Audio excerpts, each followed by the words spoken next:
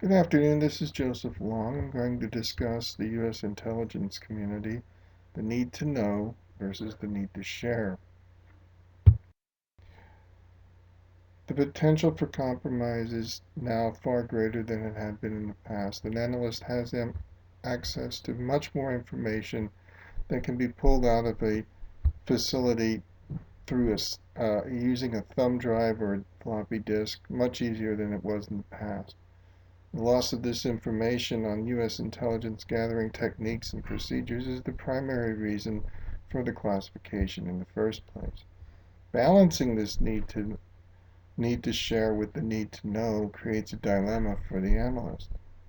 By withholding the information, he risks incomplete analysis, while sharing the information risks exposing a source to compromise due to leaks.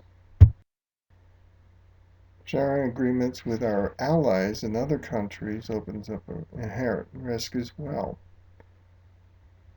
Sometimes allies are not always allies, and some governments don't treat sensitive information with the same care that it requires.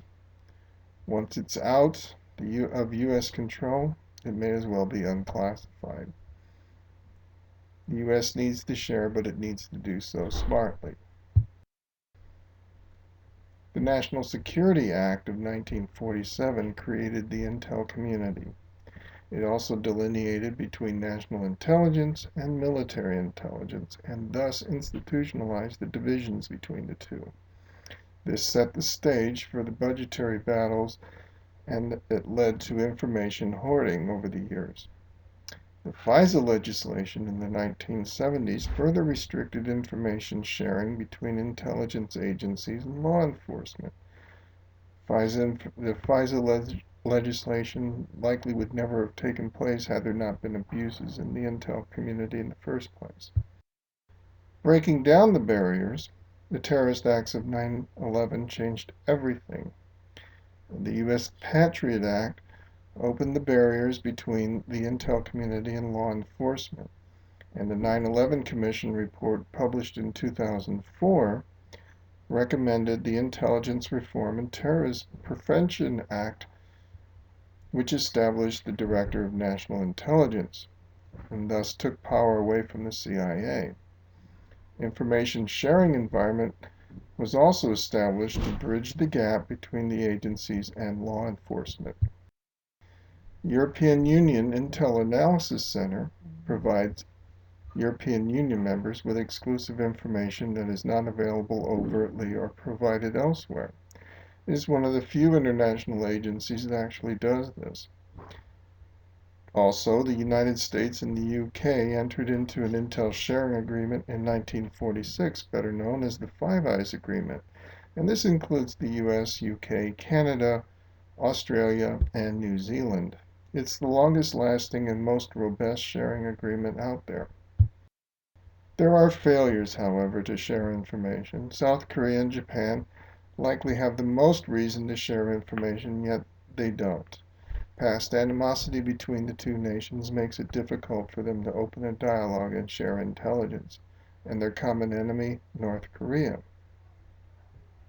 Pakistan and its Intel Security Institute particularly risky for sharing intel. It creates animosity between the United States and India, and Pakistan is a very shaky ally. Academic research. There are three categories. There's research conducted at the behest of the U.S. government that helps solve or mitigate particular intel problems. There's independent research that examines the potential to misuse intelligence assets in the name of national security. And then there are works written by former employees of the intel community that seek to expose inefficiency. One of the inherent problems analysts see with the intel sharing networks is that there is little accountability, and they are constrained almost exclusively by shared professional ethos rather than the law. And it's almost assumed that the intelligence community will simply police itself. Improving the climate of intel sharing. Striking the balance. There needs to be better, more effective congressional oversight.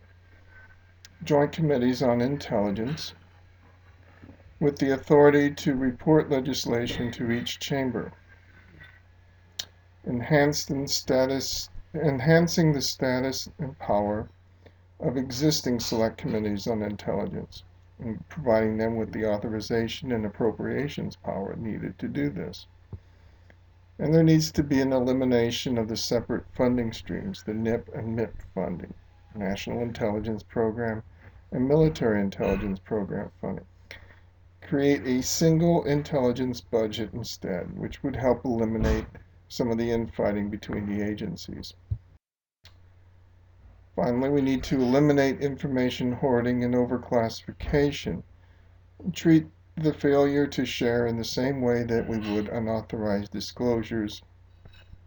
Intelligence failures traced back to the failure to share information should be taken seriously by the U.S. government. Create a decentralized network model where agencies maintain their own database, a sort of one-stop shop, where if you have the correct credentials to get the information, you can pull it out of there. A central figure should be given authority to establish guidelines through consultation, agency consultation relating to the classification and sharing of information. In other words, a single authority to decide the classifications rather than allowing the agencies to do it themselves.